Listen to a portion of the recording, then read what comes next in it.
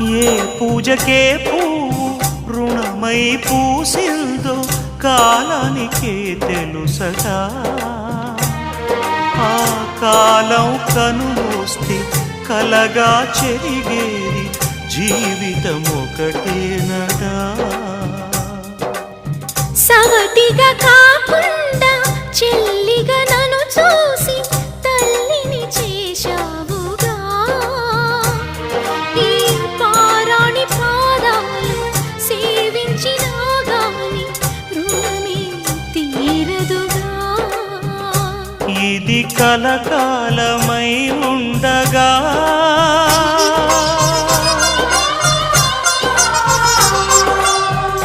నీ అనుభవం